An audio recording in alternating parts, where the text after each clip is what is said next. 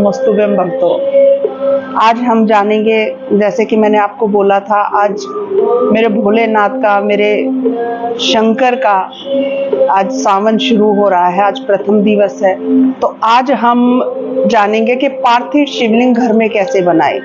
देखिए, दो प्रकार से पार्थिव शिवलिंग बना सकते हैं। एक जो पूर्ण विधि के साथ, पूजन विधि के साथ पार्थिव शिवलिंग कैसे बनाए, कैसे पूजा करें, ये मैं आपको बताऊंगी। दूसरा है एक बहुत ही सूक्ष्म विधि से, जैसे आप अपने घर के गमले में, बस बशर्ते उस गमले में तुलसी ना हो, उस गमले में थोड़ी सी मिट्टी को ऊपर करके उसी में एक लिंग की आकृति आप दे करके उसी में आप पूजन कर सकते हैं। जल चढ़ा सकते हैं, बेलपत्र चढ़ा सकते हैं, पुष्प चढ़ा सकते हैं और घी का दीपक लगा सकते हैं। गाय का घी हो तो इससे अच्छी बात ही नहीं है भक्तों, बहुत अच्छी बात है। और अगर आपके पास पंचामृत है तो पहले आप जल चढ़ाएंगे, उसके बाद पंचामृत चढ़ाएंगे, उसके बाद फिर जल से स्नान करवा के, फिर चंदन तिलक लगा के, बेलपत्र चढ़ा के, फूल चढ़ा के, सफेद फूल भोले बाबा को बहुत ही प्रिय हैं, तो वो चढ़ा करके हम भगवान की मंत्र का जाप अवश्य करें। जब आप ये सब क्रियाएं कर रहे हैं, नमः शिवाय नमः शिवाय नमः शिवाय, अगर आपने गुरु धारण किया है भक्तों तो आप ओम प्रणव अक्षर का प्रयोग कर सकते हैं। गुरु धारण नहीं किया है तो आप नमः शिवाय, बहुत बड़ा महत्तम है, आप मानिए मेरी बात को। नमः शिवाय नमः शिवाय नमः शिवाय का आप जाप करते हुए, और आइए अब हम पार्थिव शिवलिंग शुरू करते हैं। नमः शिवाय नमः शिवाय। ये देखिए भक्तों, इस तरह से आपको मिट्टी लेनी है, मिट्टी लेकर के आनी है। मिट्टी आप किसी भी जलाशय के किनारे से लेके आ सकते हैं, या फिर आजकल शहरों में ये संभव नहीं है तो आप किसी भी पार्क से, बेलपत्री के नीचे से, मिट्टी स्वच्छ होनी चाहिए। मैंने इसको, जो पहले होती थी एक वो गेहूं छानने वाली छलनी, उसमें से छान लिया था, तो ये मेरी बहुत सुंदर मिट्टी हो गई है। और मैंने इसमें थोड़ा सा जो है ये श्वेत चंदन, अष्टगंध चंदन इसमें मैंने मिश्रित किया है। ये वाला मैंने चंदन इसमें मिश्रित किया है, और करके इसको छान के मैंने इसको शिवलिंग बनाने के लिए, पार्थिव शिवलिंग के लिए मैंने इसको तैयार किया है। बस छानने का मतलब ये होता है कि इसमें कंकर ना हो, बस इसमें गांठ ना हो, कंकर ना हो। आप हाथ से भी कर सकते हैं, अगर चिकनी मिट्टी हो तो बहुत ही सुंदर बात है, आप इसको हाथ से कर सकते हैं। अब हम इस मिट्टी को श्वेत चंदन मिले हुए जल से, इस जल में मैंने पहले लोटे में थोड़ा सा गंगा जल लिया है, उसके बाद फिर पानी, जल, स्वच्छ जल इसमें भर के, और उसके बाद श्वेत चंदन इसमें मिश्रित किया है। और अब हम इस मिट्टी का, पार्थिव शिवलिंग के लिए हम इस मिट्टी को गूंथते हैं। थोड़ा थोड़ा सा जल मिला के नमः शिवाय नमः शिवाय नमः शिवाय नमः शिवाय हम भगवान के नाम का उच्चारण करते जाएंगे, और इसको पार्थिव शिवलिंग के अनुकूल इस मिट्टी को बनाने के लिए लेके करेंगे। एक और बहुत ही महत्वपूर्ण चीज भक्तों, जब आप घर में लेके आते हैं मिट्टी को, चाहे आप जिस दिन आपको पार्थिव शिवलिंग बनाना है, चाहे आप उससे 10 दिन पहले लेके आए या 1 घंटा पहले लेके आए, समय की कोई सीमा नहीं है, या आप तुरंत लेके आए। पहली बात, आपको जो है घर में मिट्टी को प्रवेश करवाते ही उसमें गंगा जल का छिड़काव करना है। बहुत ध्यानपूर्वक ये बात आप मेरी मान लीजिए, सुनिएगा। उस मिट्टी में आपको गंगा जल का थोड़ा सा छिड़काव जरूर करना है, उससे मिट्टी जो है पवित्र हो जाती है। स्वच्छ मिट्टी जो है आपको लेके आने का प्रयत्न करना है, और फिर उसको इस तरह से गूंथ करके आपको शिवलिंग तैयार करना है बहुत अच्छे से। मेरी चिकनी मिट्टी है, कुछ मिट्टी मेरी पिछले साल की रखी हुई थी, चिकनी है, कुछ मेरी गमले की मिट्टी है, तो मैंने उसको मिक्स किया है भक्तों।